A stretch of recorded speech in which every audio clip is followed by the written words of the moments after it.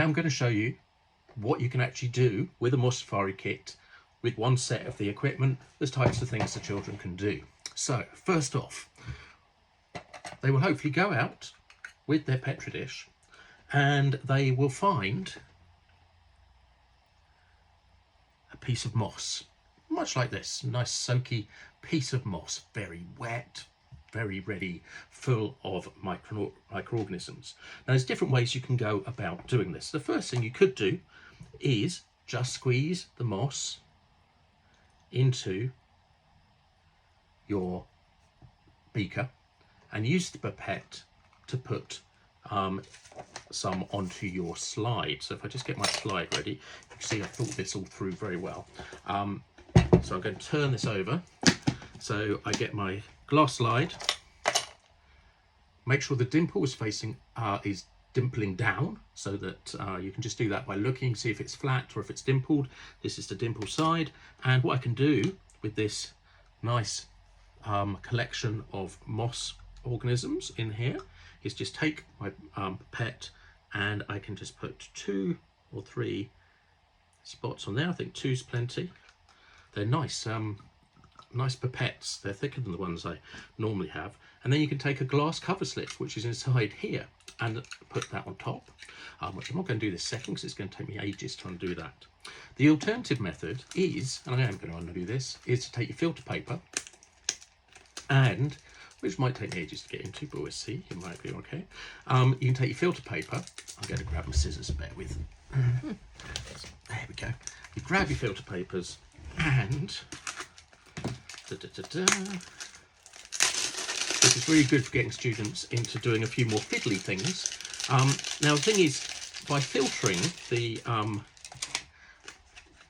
moss sample, you're able to get far more of your organisms in one space. So what we can do here is place this on here,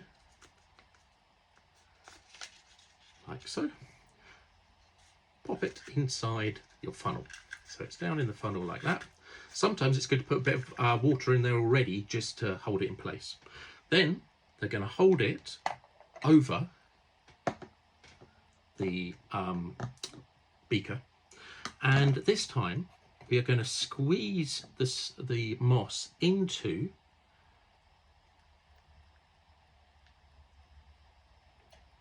the filter paper. Now it will start dripping out, the water will start dripping out, but it's not the water we want. It's the last little bit of water that we get in the bottom here after it's filtered away for a bit, because that is where all the organisms are trapped, ready to do your moss safari.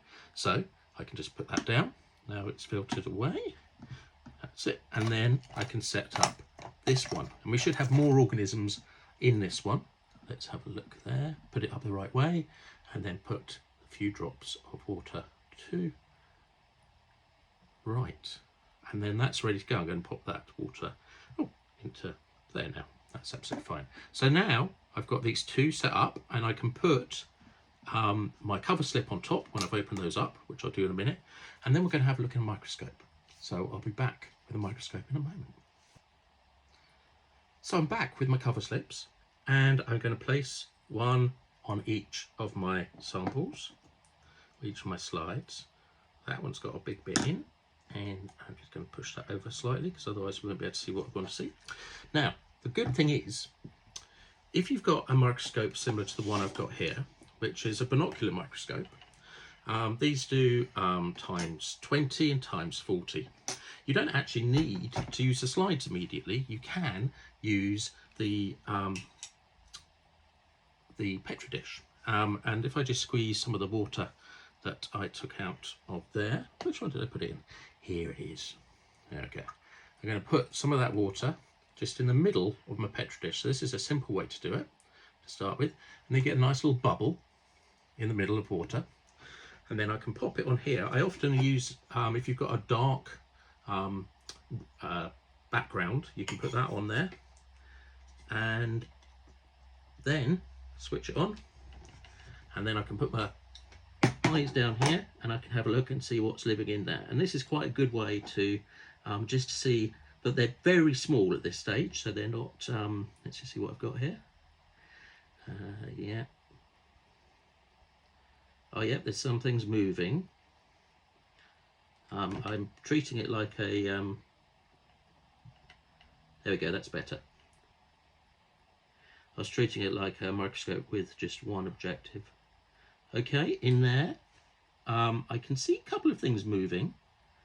I reckon there's definitely, oh yeah, that's definitely a rotifer. There's some rotifers in here moving around, and I can't work out whether that one's a tardigrade or not. It might just be a little bit of stone because it's not moving at the moment. So we'll have a look at that. Alternatively, you can use a compound microscope. This one's slightly posher than the school ones we've had, but it is a, you'll recognise what it's like. Here it is. So here's the compound microscope. And this one I have connected to my computer, so we'll be able to have a look and see through the camera what we've got. But what we do is we just take the prepared slide, pop it on the slide, on the stage, and we're ready to go. So I'll be able to show you what is living in the moss. So I'm now looking through the binocular microscope, and what I can see is a lot of the debris. So this is at times 20. And what you can see just wiggling in the corner here, just there, is a nematode. They're pale worms, come across as pale. These other floating things are just reflections from the water we're looking at, because it isn't on a flat slide at the moment. And we have got, just seeing if we've got anything else in here, because I'm looking for the rotifers. Just have a little, I'm just going to jig it this way slightly, see if we can see a rotifer. Yeah, that there, that white just here is a rotifer just going across there. Oh, know what that one is. That one's going fast, but that one was definitely a rotifer that's just going off the screen there.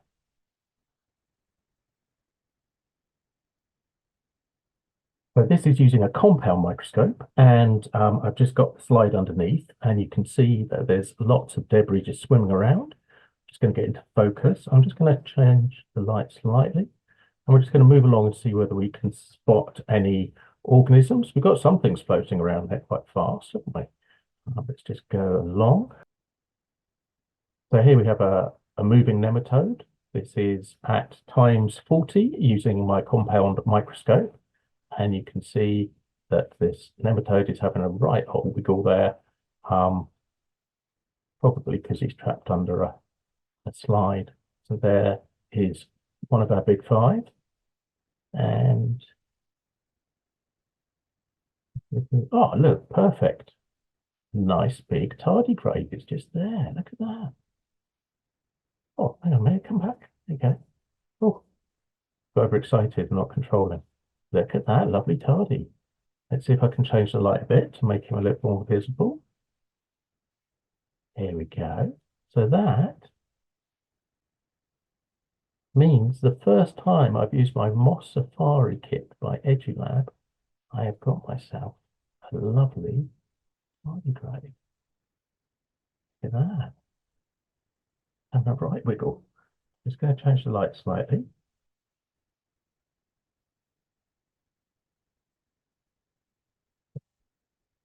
There we go. Look at that.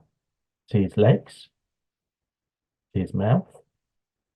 It's 2 legs at the back that grips. They've got 8 legs in total. And this is a nice lively sample of moss we've got today as well. So using your Moss Safari kit, you can find the big 5, including that nematode and this lovely tardigrade that I've got here. So I'm really excited about the new Moss Safari kit made by EduLab. It's got all the equipment you need for your students to do their Moss Safaris either in the classroom or in science club or STEM club or however else you want to do it. It's going to make a great transition project as well. All the resources you need are in here. They're all downloadable when you've purchased it. You can get kits with microscopes as well. So have a look at the Vita website and you will be able to see which one will suit your needs the most. Whatever happens, have a great time on your moss safari expeditions.